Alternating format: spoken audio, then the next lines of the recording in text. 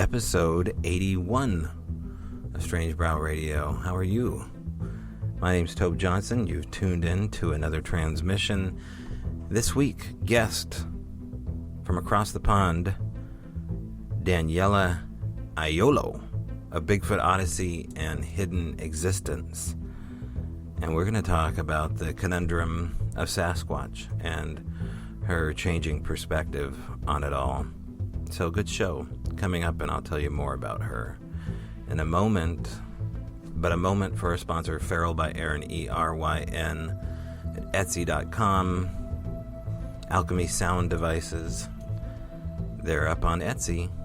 You can check them out. Museum quality, functioning, shaman-inspired alchemy tools. Check that out at Feral by Aaron.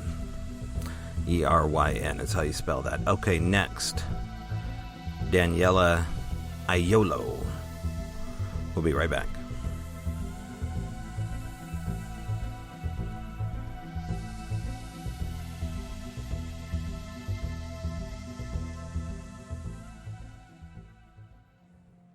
All right, today's guest is Daniela Agliolo. The shows Bigfoot Odyssey and Hidden Existence, both of those available on YouTube. And Daniela is a great guest. She's a great person to reach out to, and she's what I would call a fair broker of this interesting situation that we find ourselves in, looking at the physical nature of Sasquatch and the paraphysical nature. And on Bigfoot Odyssey, I think they have a voice for both of those angles. And Daniela reaches into the strange pile more often than the other. So we go headlong down into this issue. So my conversation across the pond in ye olde London, Daniela Agliolo. All right, on the line with me now is Daniela Agliolo of Bigfoot Odyssey and Hidden Existence, which you can find on your local streaming devices. Mainly YouTube is Daniela's presence. Hello, Daniela. Hello, Tobe. How are you doing?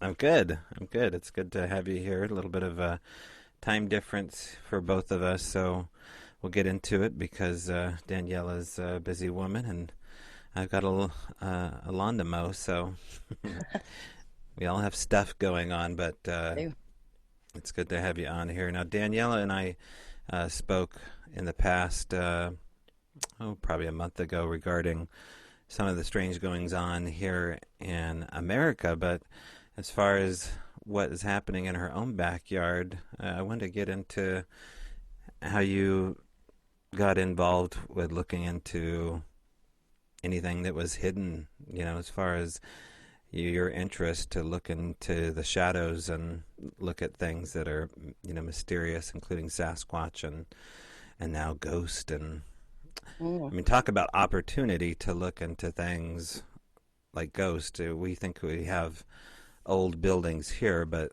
everything is new compared to what you have just sitting probably a block down the street from you. So talk a little bit about where you're calling in from and how you got interested in this. Well, I'm calling from Lancaster, which is northwest of England, in the beautiful Morecambe Bay area, which holds a lot of history. There's an 8th century chapel down there. That's how old we're talking. So I've always been interested in the unknown, ghost spirits from a very early age. And my uncle actually is kind of the guy, I think, who got me into it. He was all into the David Icke stuff and looking at alternative kind of aspects and views and opinions. And, of course, David Icke goes into quite a lot of weird and wacky stuff. And I just, from there, just started looking into things and always been fascinated with mysteries. Never looked too deep before I got into Bigfoot, really. And something happened to me in 2010. I was followed by something on a dark lane, that was growling. And we don't have anything over here. We shouldn't have big cats on the loose and stuff like that. But I think it was a big cat. But the point was this growling, and it was following me, and I was quite scared that night. And it's just something that went to the back of my mind after that had happened. Because, you know, who do you talk to that kind of stuff about too? And then somehow I got into Bigfoot. Literally, I don't know how, on YouTube. I'm looking at ancient civilization stuff. I'm looking at kind of, programs like that, documentaries like that. And there was just this Bigfoot recommendation that kept popping out. And I thought, what is Bigfoot? What is this all about? And I started watching it. And the next thing you know, I'm 100 videos down and going, what on earth is going on with this thing? This is a real mystery. And I got, addicted like lots of people do to this subject. And I used to listen to encounters from people and I'm trying to imagine what this creature's like. And when they say they hear growls and stuff like that, and something triggered that episode that happened to me. And I realised, there could just be anything out there. People are experiencing the same thing. And I wanted to know more about it. And I got into following Bigfoot Odyssey. I realised there was quite a lot of, there's quite a lot of trash out there. And I'm not trying to sound disrespectful, but there's a lot of people wasting time watching nothing basically. There's a lot of people out there, but there's no substance with a lot of it. And it kind of muddies the water, even though the waters are really, really kind of muddy in one sense. It's really hard to separate what's going on and what isn't, but there's definitely something going on. And Bigfoot Odyssey seemed quite almost like, truth seekers and a decent channel. And before you know it, I'm talking to Kerry and we decided to do the researcher's report, and I ended up talking to people I've been watching over the last 2 or 3 years, while I'm sat at home like everybody else just watching these videos. And it's really opened up, my thoughts about what's going on and just what people are experiencing. And there's many sides to it, and the side that I kind of really relate to is, I feel for the people that are experiencing these things and the PTSD some people suffer from, and the lack of, support. People just willing to listen, because whatever's going on, people are experiencing something, and, it's the search continues. Mm-hmm. We're looking for answers all the time, and we have to keep. I think we have to keep talking about it and getting it out there, because I think we all maybe hold a part of the answer. Mm-hmm. Now, you, prior to 2010, where was your interest in Sasquatch? Zero. Zero. Nothing. Mm-hmm. Yeah, I hadn't even heard of Bigfoot. In the UK, That's now. so strange, Danielle, that you'd never heard of it before 2010. I know. Isn't it? I mean, just for, my U.S. state of mind growing up in the Pacific Northwest and it so being under all of our skin, to think that there's a generation right now even growing up that have never heard of Sasquatch, it's very interesting and so weird feeling. Yeah, I remember seeing the Patterson video in the 80s. And I remember I was sat having dinner with my family and we had the telly on in the background, and this clip came on of this, Patty, and that was it. You see it and it goes, and there's nothing in the UK, no even talk or chat about it. So therefore, wasn't something, there wasn't no internet then either. Because if there'd been an internet in the 80s, I'd have been on it. I'd have been looking, I'd be going, what is that thing? But back then, before we had the internet, we didn't know anything until either you looked in the encyclopedia, you looked in a dictionary, if you know, or you found somebody who might know something about it. So it was a lot hard to get information back then, but I wouldn't have even been looking. Right, and the Queen's never declared it real from the balcony, so therefore it can't be real. So Exactly. I'm curious about your story, though. Have you told this story 1,000 times? Can you tell it, 1,001? Like, I what in haven't the told world growled at you? I haven't told it that many times, but because it seems so minor, but in some ways, you know, at that time, it was quite a big thing, and I did actually tell someone, and it kind of turned into a joke, and so you know, you kind of brush these things off. But basically, it was Christmas night. It was snowing. It was about 7:30 at night, and my friend was having a party. There was a farm. There's a farm about 2 miles from me, probably a bit less than that. And she was having a party, an all-day party, Christmas party. And I said I'd wander up at night and come and say hello. That was it. And I decided to take the dogs with me, and I walked up there because it was bright. I know it was snowing, but it was bright. It was a full moon, and it was just a beautiful night to be walking. And so I stayed up there for a bit, and you have to go up a bridle path. So it's a kind of, which is, I don't know if you know what bridle paths are. They're like an access road off a road that takes you to a private property, basically. And you probably get, you know, one car up it. They're not very wide. And it's quite bendy. And I'm walking back down from the party, it's about 10:30 at night. And there's fields either side of me and high hedges either side of me. My dogs are off the lead, they're just walking in front of me. And I hear like a low growl. And initially, I think it's maybe like a motorbike or something in the distance. And then I hear it again, like a deliberate growl. And I can only kind of put it down to, you know, like Simba's father in the Lion King. I've never seen an animal or anything other than on the telly to kind of hear that sort of thing. It was really low from the kind of the pit of the stomach. It felt like that. And it followed me. It followed me down this bridle path, and I'm waiting now for my dogs to start to react. And they didn't do anything. And I was really confused as to whether I was imagining it. And I know I wasn't because I felt it. You know, you can feel, can't you, when you know you're alert.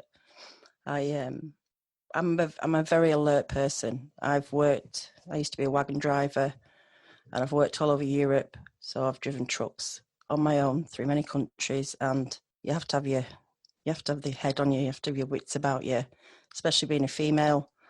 And that's me, you know. I'm always on alert, so I'm waiting for the dogs to react. I'm not wanting to shout the dogs or do anything because I don't want to project anything onto them.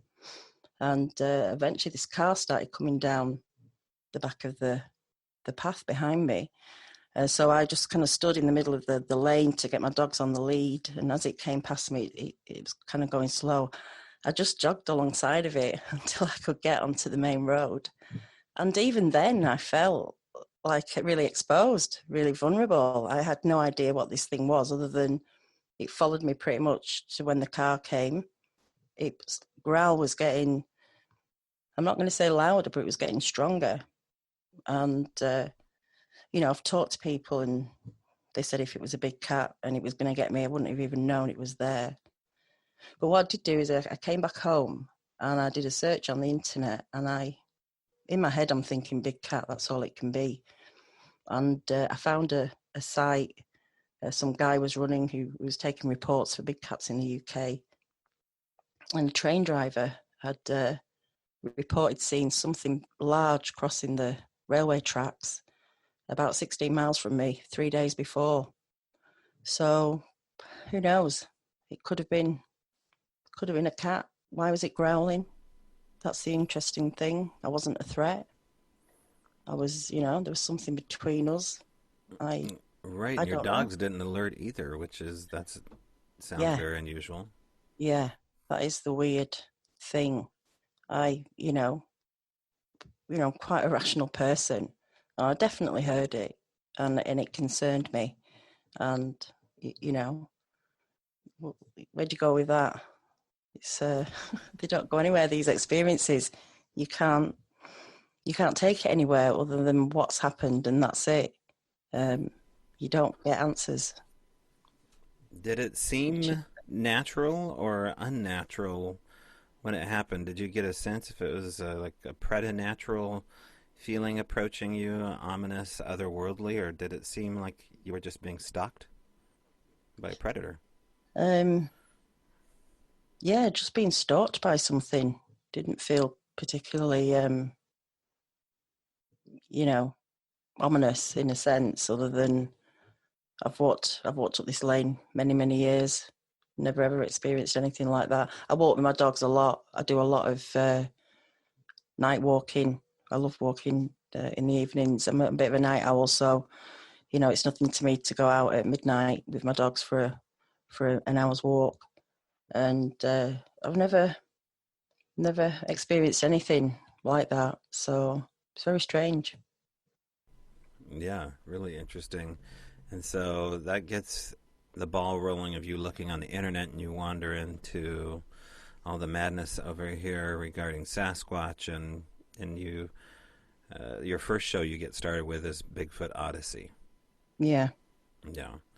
And so this drive to look into the phenomena takes on a whole new form. I mean, otherwise you'd be looking into giant black cats roaming, eastern London, but instead you're looking for a giant mountain monkey.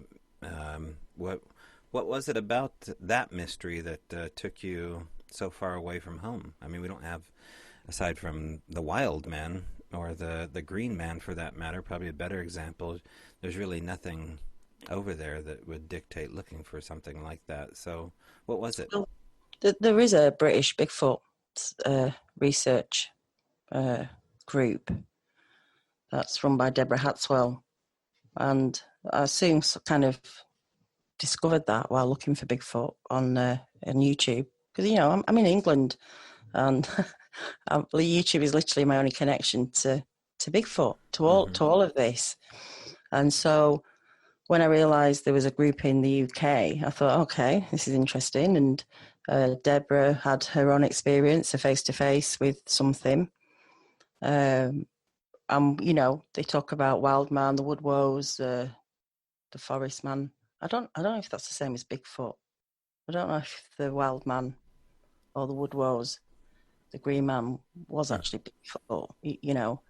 But reports were coming in. People were seeing things, and then um, um, stick structures and things. And I mean, I'm a very, like I said, I'm quite practical thinking, and because I'd learned so much about American Bigfoot and the experiences, I didn't know if there was Bigfoot in the UK. I found it maybe hard to believe that there's such a vast amount of land in America, and yet people can still bump into these things. And we're on a tiny island, and hardly anyone's bumping into them. The reports are quite uh, uh, minimal. Mm-hmm. They're not very clear. And I'm not saying people aren't seeing something, but they're certainly not like the encounters that we hear about in America.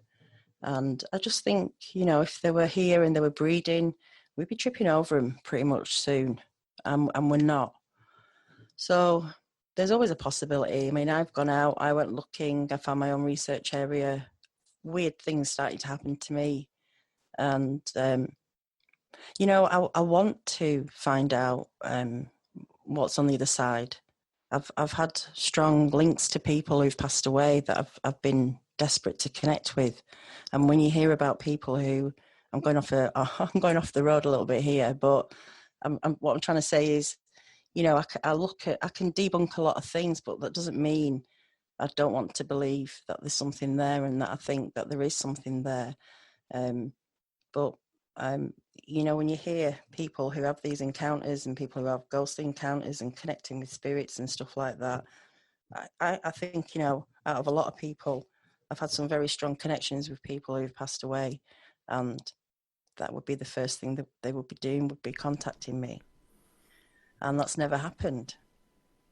Um, do we have to be tuned in a certain way to have these encounters and experiences? Can you want it too much? Can you be blocking it? I don't know. But, there's something definitely, out there, and I feel it in my life, but I don't know what it is.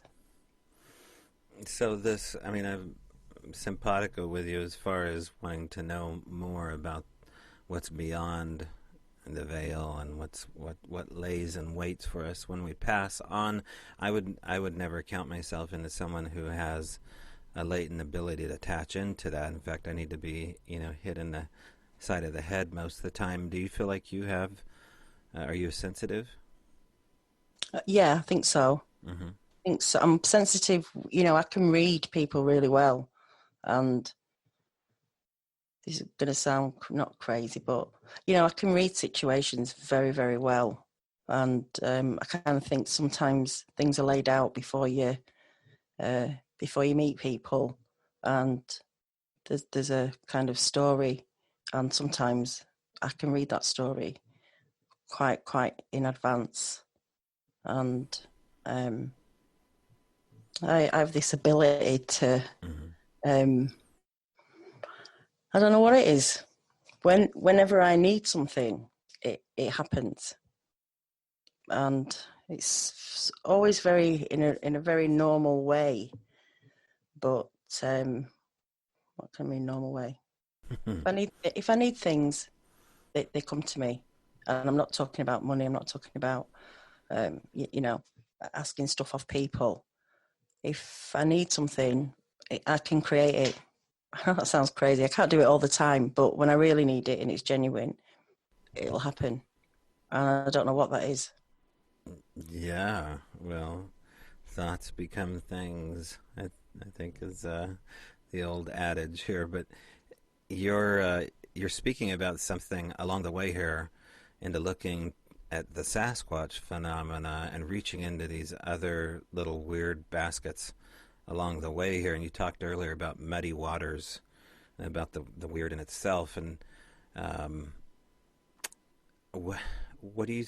What's your opinion about how this may all work? Because it seems connected. I get that sense from you that you don't disagree with that. There's something connecting all of this supernatural secret mystery school phenomena together, and it's outside of what we would call the tangible, real, physical world from us, but yet it's not. What do you think's going on? You mean with the connection with Bigfoot? This and Bigfoot all linked together. Mm-hmm. Yeah, yeah, and I mean, it seems like you're touching on a certain direction this may be leaning to go. Or do you still battle with the fact that this is just flesh and blood with a heightened sense of awareness and it's super evolved? I mean, where are you at with that? Um, I really struggle with it, but there's so many weird and quirky sides to this subject Bigfoot that you can't help but go the other way. And the first thing is like, why is it not a recognized species? What can be so, you know, there's nothing out there that we don't know about, that if it needs protecting gets protected. Um, how can this creature still be, um, you know, unrecognized? That really troubles me. I don't believe it's a logging thing, or I think this is something. There is something a lot more to it. I wish I knew. Mm-hmm. And yeah, there's too many accounts of unnatural things happening when people are experiencing Bigfoot. Sometimes things at the same time. I've talked to people that have seen Bigfoot kind of forming in front of them. I've talked to people who've had mind speak experience with them, who are talking to them, who Bigfoot claim, they call themselves the people, and they're not here to hurt us. They're here to teach us. And did I say they've had healing off them? And we just hear so many different things. Eyes illuminating, them just disappearing. And then I think, it's really difficult for people to tell, firstly that they've seen a Bigfoot. How much information are they withholding back? That maybe something's happened and they don't tell us. Mm-hmm. And so, a lot of people stick to the flesh and blood Right. kind of aspect, but maybe these people there are people who are experiencing different things and are getting laughed at, or classed as crazy or whatever. And Yeah. it's not, there's not many places where you can talk about your encounter without, people wanting to have a go at you. Mm-hmm. What's the weirdest thing that you've heard of relating to the supernatural and Sasquatch? And from, let's say, the strangest thing you've heard from someone you think is very credible, and you don't have to give me their name, but you I know. listened to a guy, and he played he played with a Sasquatch as a kid, and this maybe nothing supernatural about this, but um, when you can watch this guy telling his story, and you can see his body language, and he's speaking from the heart, and he told this account that he played with this female Sasquatch as a kid, and um, they both knew that their parents couldn't know about each other. Somehow they were communicating. He was about 7 or 8, I think. And I know as a kid I used to go to Sicily because my dad's Sicilian. We used to play with kids. I never spoke Sicilian when I was a kid, but we communicated. You do it. You find a way to, you know, to get the point across. And they played a lot. And one day she came, met him, and she said, "This is it. We're kind of moving on. I'm not going to be able to play with you anymore." And this is something that happened to him maybe 30, 40 years ago. And he was absolutely devastated trying to tell this story at that point. And, this creature touches people, really, really, really affects people more than, even people can affect people. So there's something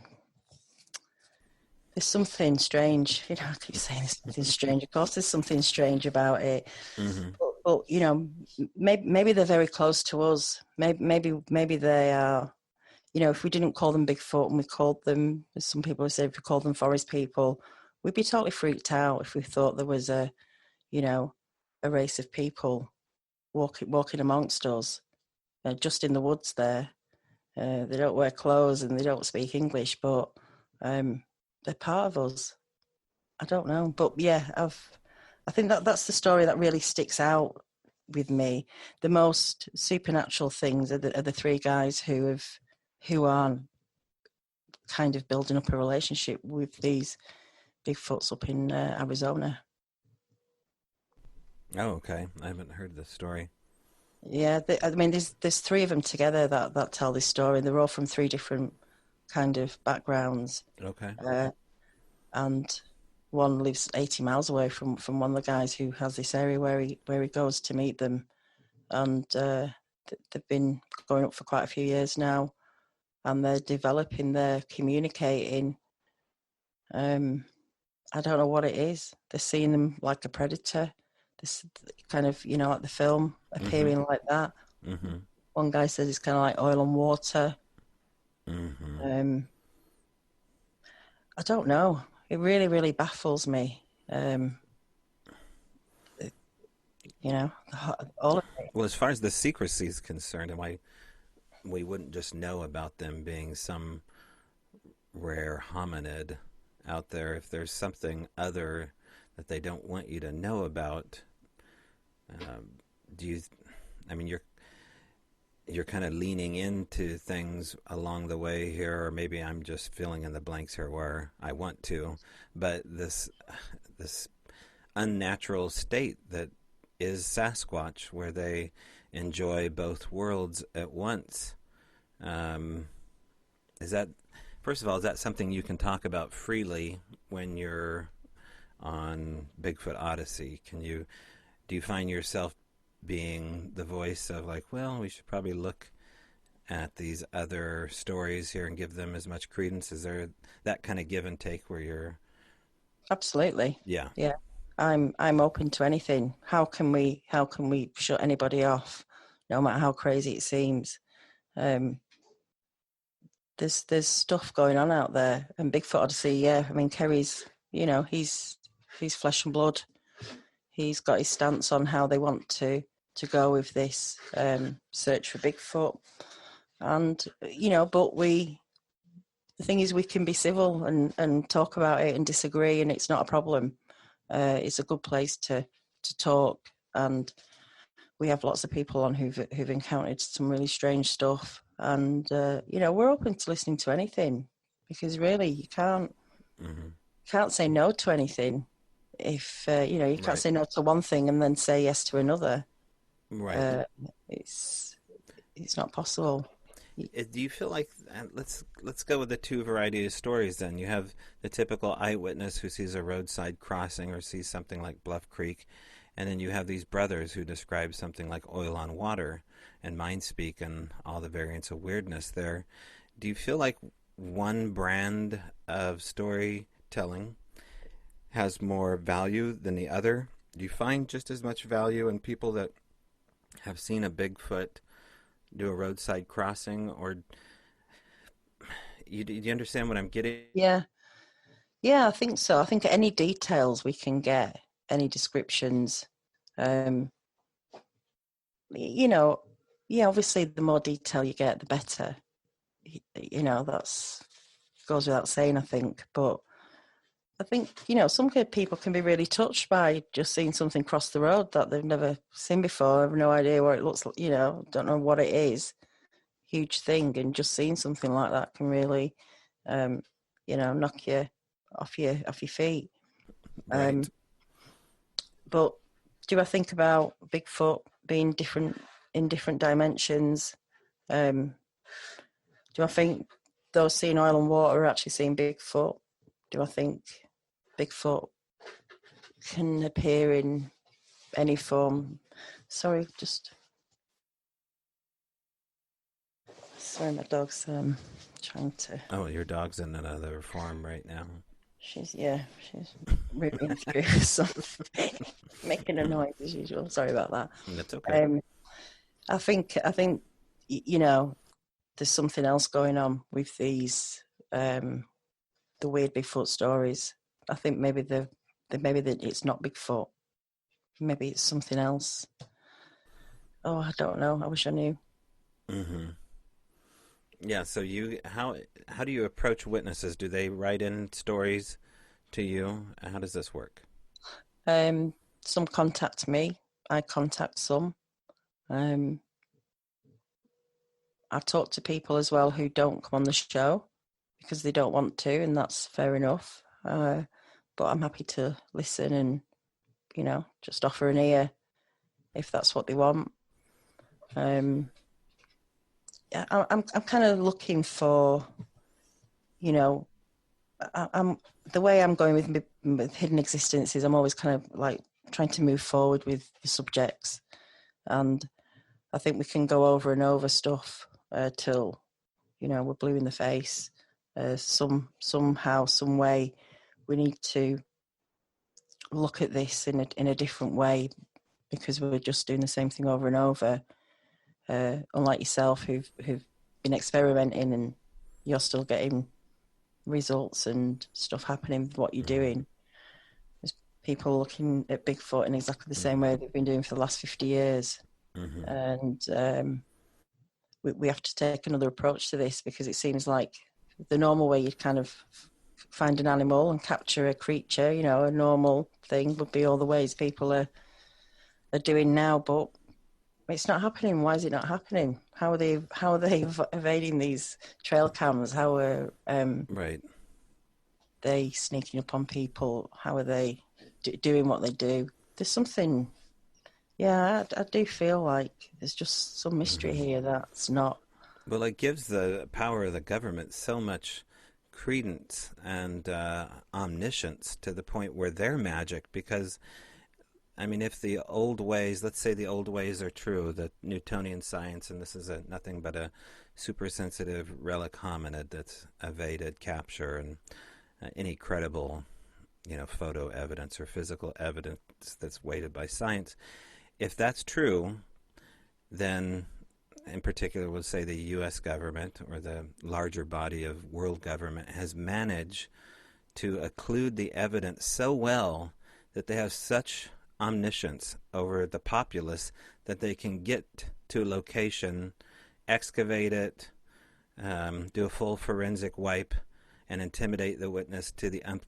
You know what I mean? Like it gives them so much power and credit to put this story in the loony bin that it's to me that's so much more crazy that Yeah, we would have that power when we have.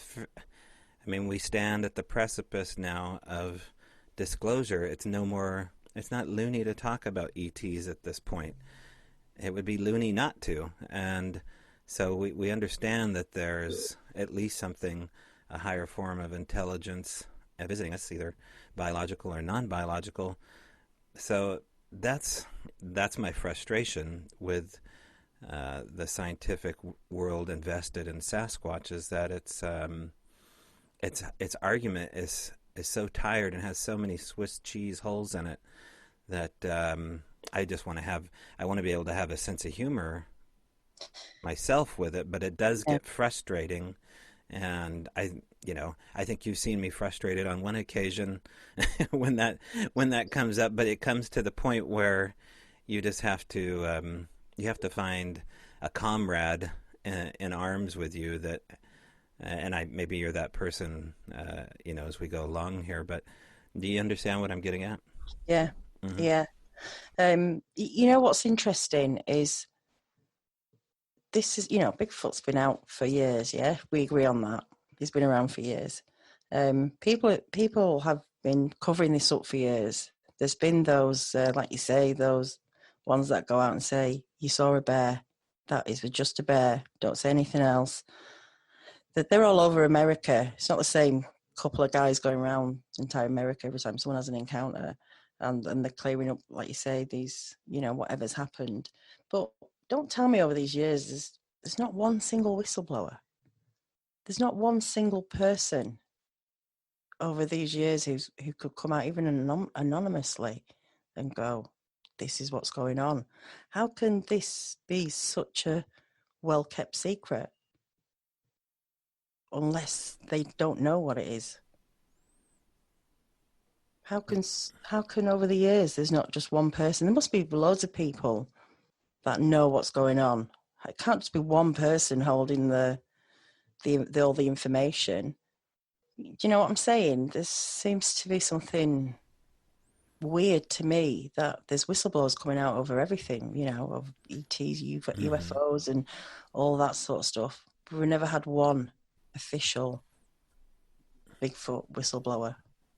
Right, and why not see how the globe does with something that is on planet? Why break everybody's mind in two with ET disclosure first and then go to the Bigfoot stuff? You would think, we would go with disclosure over Sasquatch to see how they handle that. I mean, it's not nearly as magnificent as an off-world planet, possibly existing visiting ours. So it's kind of gone backwards. Is the Sasquatch mystery even more fantastical than the ET one? And they want to see how we handle that. Yeah, I mean, maybe it is connected. Maybe that's why, and it is connected somehow. Um, but yeah, if this was just a living, breathing, flesh and blood creature, someone's bound to have come out by now and gone, "Yeah, all right, they're out there. And we can't get hold of them, and when we do, they, rip people to shreds, or they can escape, or whatever." But just leave them alone. They're not bothered about people if you just leave them alone. There's just nothing, and I find that strange. I can't believe it's that compartmentalized that there isn't someone who's retired now and gone, "Do you know what? For the sake of all those crazy people's minds now, maybe I can give them a bit of peace of mind." This, I just find that strange.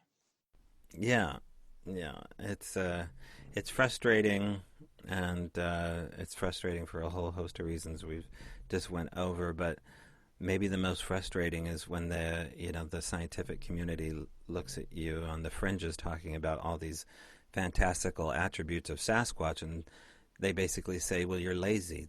That's how you derived at these conclusions, is that you're lazy and you haven't looked deep enough like I have. And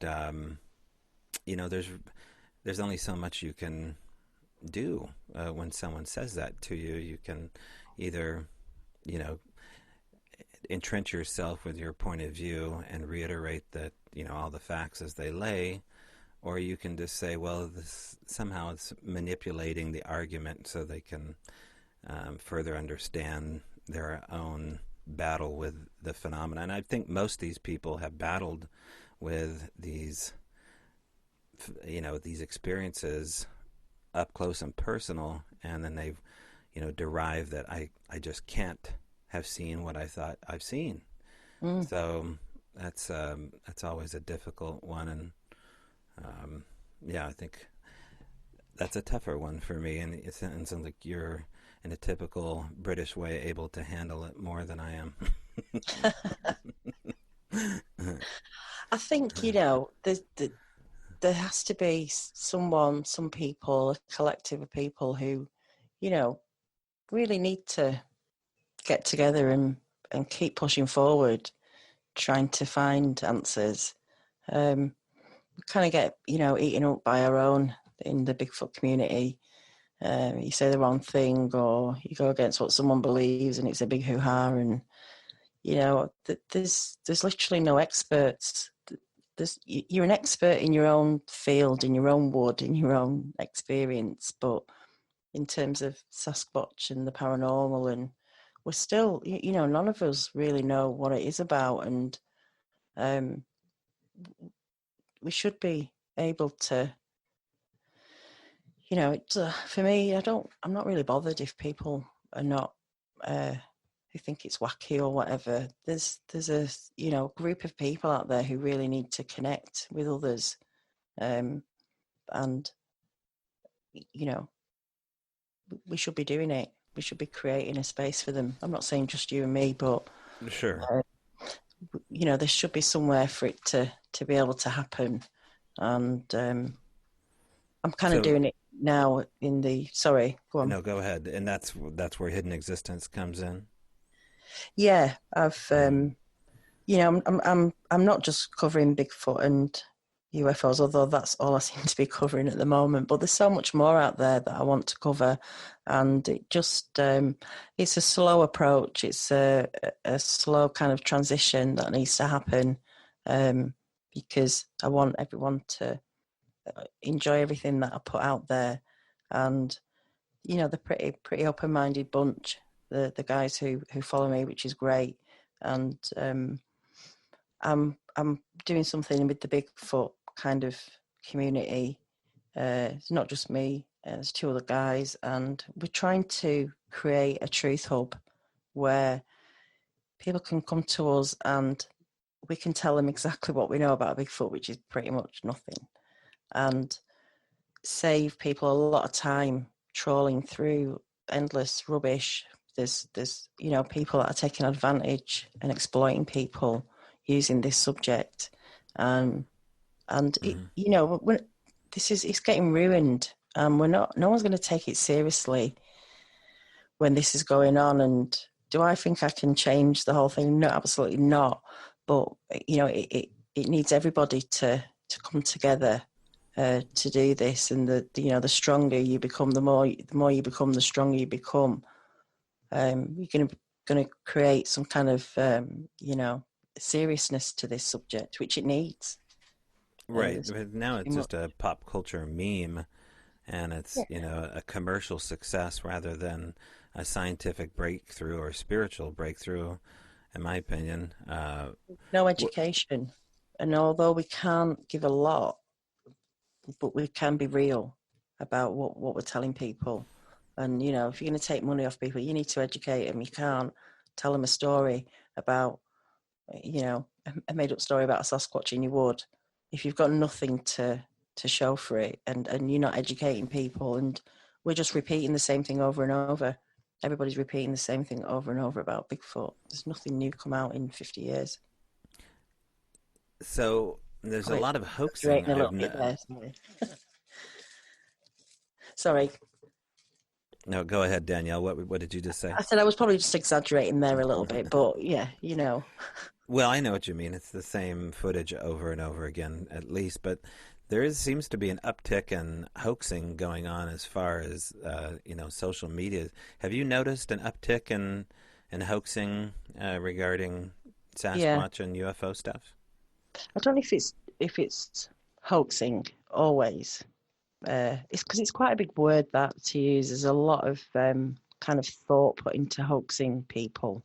So there are those obviously who have gone out of their way to try and pull off something that is, made up. There's others out there who believe they have something when they don't have anything, and people run with it, and people follow them, and there's a huge kind of group of people out there who are quite willing to believe absolutely anything. And this is where I'm coming into muddy waters here, that people seem really satisfied with very little to believe, and they're not always genuine people. And there's people making money from people who are following people who have nothing of value to share for it, and that does annoy me. Well, is that a cult of personality, or is it because the evidence is so muddy that it sells itself in its own mystery, or what do you think it is? Yeah, that's all you need is, there's a kind of this cult thing, like you say, of people walking around the woods with a camera, coming back home, uploading it to YouTube, and getting their subs to try and see if they can find a dog man or a Bigfoot or a black thing. And, they do. They find him. They go, it's a Bigfoot and it's got a little juvenile with it and an alien stuck behind it. Hmm. And so that gets posted, and, and the people who believe in that sort of stuff, and that's fair enough if you want to believe in that sort of stuff, just go with it. We don't question ourselves or stop. Hang on, that Hmm. could be anything. It could be a leaf, a twig. For me, you have to go back, take a comparison shot. If that thing's still there or not still there, whether it is something or it's part of the tree. I'm not easily led with things because I don't want to waste my time. And Right. that's fair enough, isn't it? We've all got Yeah. lives, we've all got things to do.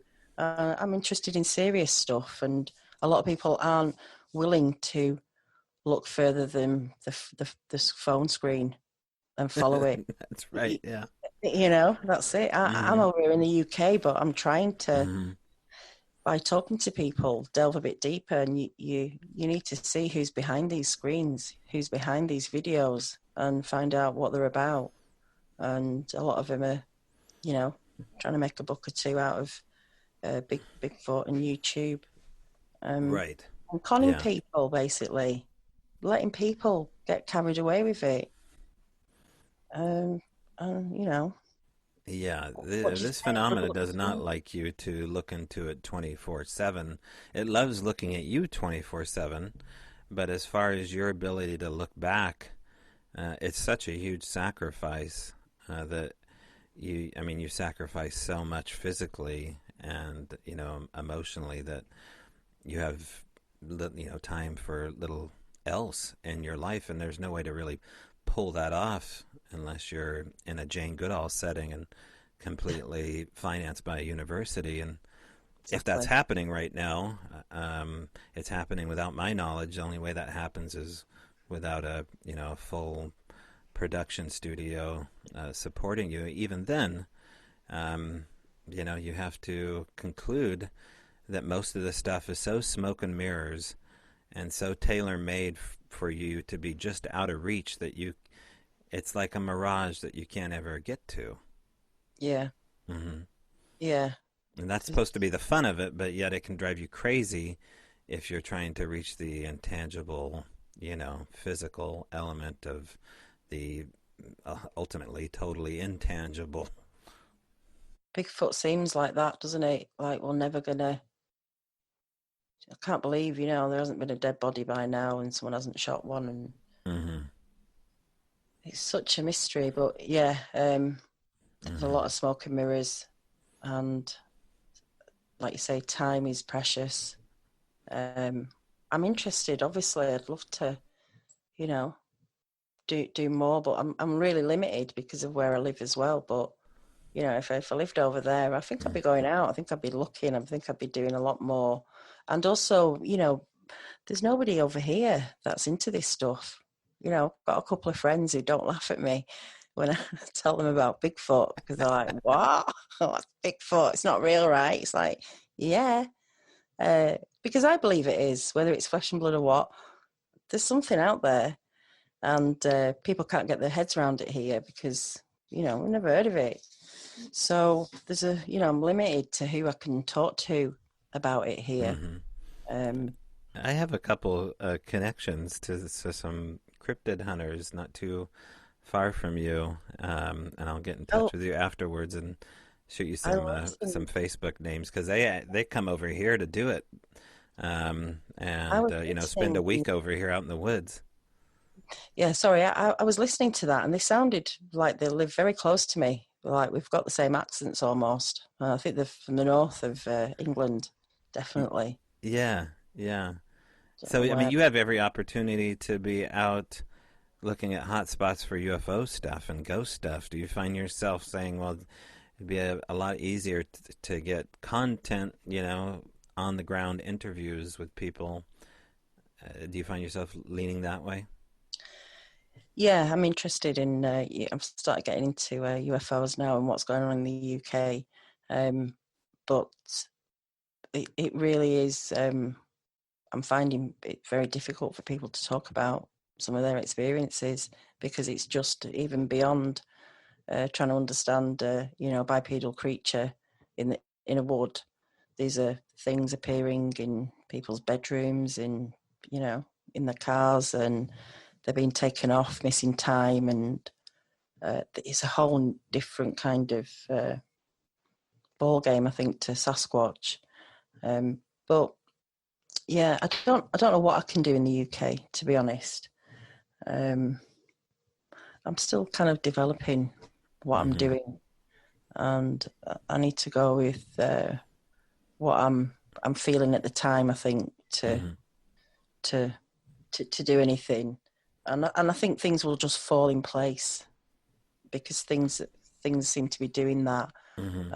and I'm going from one thing to another and learning a bit more about stuff. So um, I'm open to anything, but I'm a believer that things kind of happen at the right time. And like I said, I did. This is the other thing. This is something weird that happened to me, and you know, this is another thing maybe that happens to people, and you have to question yourself what's going on. But I did try and find. Was trying to find Bigfoot in the UK, and I was going out, and I had a couple of research areas. One actually area where I found a mutilated sheep, which is interesting. It had a really kind of precision-like cut to its lower jaw and around its ear, I think. I do have some photos. Um, and I found some really interesting kind of stick, kind of it's like this cartwheel asterix thing made in a tree, not in a wood where people would go, literally in quite a beaten off the beaten track. And anyway, there's this other wood that I go to that's a very very old ancient wood called Slackhead, and it's on sort of like limestone, and it's quite hard to get through some areas of it. But that wood, you walk in that wood and you can feel there's some energy in there. And I'd gone quite a few times, and I don't know, there's just something about it, really kind of atmospheric wood. And I wanted to find Bigfoot. So you're looking then, aren't you? In your head, you're looking, you're trying to find signs, and it's so easy to get your head into that mode. And I was walking through the woods. There was no wind that day, and every now and again I'd see a bush with just one leaf waving. And there's no wind at all, and I was thinking, that's a sign. I think that's a sign. And I went with it, and I found the next little leaf blowing, the single leaf on a tree just blowing weird. Another sign, and I'm noticing that there's no sounds, there's no bird song, there's no nothing. And I'm quite aware of birds. I like birds, and I ended up being taken kind of into this clearing, and I just stood there, and in my head I laughed, and I said to myself, I can't believe there's not even a single tweet. And literally the second I thought it, I heard a bird tweet, and then just silence. Now, did I want that to happen? Did I create that? Was it coincidence? I got really caught up in the moment, and I don't know what that was, but that's an experience that some people could either go, yeah, it's a coincidence, or really go with that and get yourself caught up in the moment of, something happening. And, I think that sometimes we have to be really honest with ourselves about what's going on. And I think some of us get caught up in it all, and I think other people are really experiencing something. Sometimes it's hard to know the difference. No, yeah, I mean, even in a hotbed of wilderness, when you have 1,000 pound footsteps around you, it's still possible. It's a bear. It's still possible. It's a deer. Things we want so much for the legend to present itself, and it's hard to be a skeptic sometimes when belief steps in. So I don't. Yeah, It never really goes away. I don't care who these people are that says it goes away. I find myself, still walking down those roads where I need, my buddy Alex in Canada, who still looks at some of the things. I'll post him in private or ask him, and once in a while, a good friend is the better half of good judgment for you, and my girlfriend as well. So it's something that it's just part of human nature. But the leaf waving thing is something interesting, and I've seen this before, and I sometimes I chalk it up to it just being some kind of growth phenomena with it, where a leaf suddenly does its own thing different from the other branches. It has nothing to do with wind. But then I hear these incredible stories about people that see like fern fronds lifted up behind trees and kind of move horizontally like you would, waving a white flag, and just with utter purpose, that there's something behind, an intelligence behind the act. So yeah, it's always just enough and not enough at the same time. yeah, yeah. It's weird because after I started going down that forest, I walk my dogs on the back field at night, and I started hearing this owl. And I think it was following me. This is the problem with the Sasquatch subject, is we put all these connections together, and we don't know whether or not they do actually connect. And yeah, like you say, you need to, good friends to talk about it with, to kind of weigh it all Hmm. up. How has the pandemic changed the dynamic looking into this in the UK on your own? Have you noticed a difference in how the stories are presented, or the amount of stories that have come in a post-COVID world? I don't actually follow UK Bigfoot now. I can't tell you what's going on in the UK in terms of that. Sorry, have I kind of spoiled your question there? Maybe have I Okay. answered right? Is that what you meant? What's going Well, on? no, as far as the one person that you mentioned earlier, you're not following them. Is that what you're saying? I'm not following anything. Well, that's all there Oh, is. That's all uh, there is to follow in the UK, is that okay. one. Unfortunately, it's a very limited kind Hmm. of Subject You don't go yeah. out to like the Sherwood Forest and try to ramble up some spirits? I don't. I thought you said you had a research area that you are going to periodically. Did I? Maybe I misunderstood. Yeah, I did. I did have.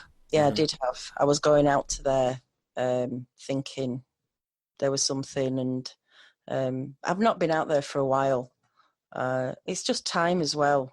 It's just time, and I guess my heart isn't in uh, the UK because I feel there's a lot more to learn overseas, uh, and also, the Bigfoot UK Bigfoot Hmm. community are really tough, and it's really hard to ask questions. This is what I find this with the Americans as well, Canadians, whatever. I don't know, just the community. I'm not trying to single out people or places, but it's really hard to challenge people to ask questions uh, Hmm. because the research becomes so personal to people. Yes. Yes. And it's Yeah. not about that for the person asking the question. It's just Hmm. you'd want to ask questions about anything if you were, Hmm. you know, presented with something. And this seems to be where we get stuck as well, is being able to just be civil and have a discussion. And it's all right to disagree. And, you don't have to react to every statement. Um, that's what people tend to do. They tend to react before they think about what's being asked. And it's really hard as well, texting, isn't it? Writing. People will never know how you're coming across, and it's just the worst way to communicate through text.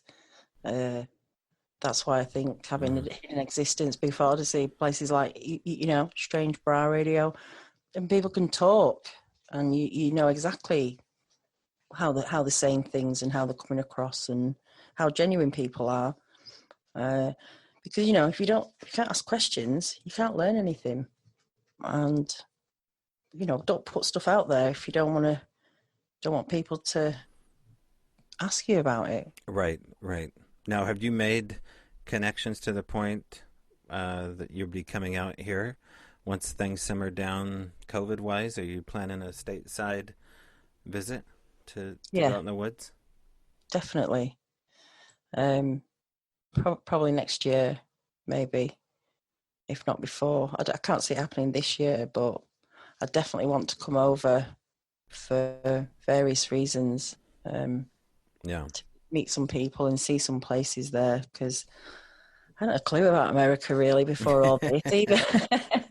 Wasn't really on my radar, I'd never really thought of coming over here. I never really thought of going to Australia, but I did. I ended up going to Australia and had an amazing time. Yeah. And suddenly, from watching Dallas as a kid, I didn't know where anything was, or Knots Landing and all that. And, Right. Right. that's what you see of American at Right. JR with Right. his big hat and or that Oh. kind of thing. Because you're limited, aren't you? Like I say, but uh, suddenly now I'm talking to people from all over the place, and I know where places are, states are, and where people live, and I can tell by their accent where they're from. And I've really got to know America, uh, sat in my, computer chair in England, and I need to go over and check it out because, like I said before, I used to be a wagon driver, and I've travelled all over Europe. I love driving, I love travelling, I love learning new cultures, trying new foods, meeting new people, and Hmm. travel's the best way to do that. And we should all do it in our lifetimes. Is to get out and go to another country and go and see how the other side of how people live. Yeah. No. Expand your perspectives, and I've expanded mine. I hope the audience has as well with Daniela Agliolo. The show is Bigfoot Odyssey and Hidden Existence. You can catch them now, archived episodes, even one with me on there. Check it out on YouTube. And also, are you on iTunes and Stitchers and all the podcatchers as well? Not yet, but I hope to be soon. Okay, perfect. Well, don't go anywhere, Daniela. I have a quick conversation to have with you afterwards, and appreciate you coming on the show. Thanks for inviting me on. I've really enjoyed it. Daniela Agliolo. The shows Bigfoot Odyssey and Hidden Existence. You can subscribe to those now. I wish you would. Check those out mainly at YouTube. Now, we have some deadlines here. I'm going to go ahead and leave up at the strangebrowradio.com website to the end of the month your availability and ability to vote on our Strange Stroll coming up. That's where you send me packing to one or two places. The abandoned catacombs at a military fort, or the closed down farmhouse. It was a condemned farmhouse, is a condemned farmhouse. So who knows what we'll find there. In 30 minutes in the dark, you pick when I go, what I do, when I go there, and what I take with me, and then we'll air it on YouTube. That's our once a month show. Also, we might be running late with our Ales and Tales with Alex Whitcomb. We're going to try to get a special episode out to you before I head back out of town. But if we don't, please forgive me, and we'll get that up ASAP, because I know how much you guys enjoy Alex's good drifty sense of humor. Consequently, check out Drifted Creations, won't you, at facebook.com, and soon to be driftedcreations.com, where you can find all your Canadian driftwood creations by special Ales and Tales co-host Alex Whitcomb. Also, patreon.com/strangebrowradio. You subscribe $3 a month, you get a lot of extra content already in the archives, including the Owl Moon Lab, which is my book, and it's an audio experience. You can check that out as a download. Take it with you. That's it. Have a good rest of the week, and of course, I will see you in the trees.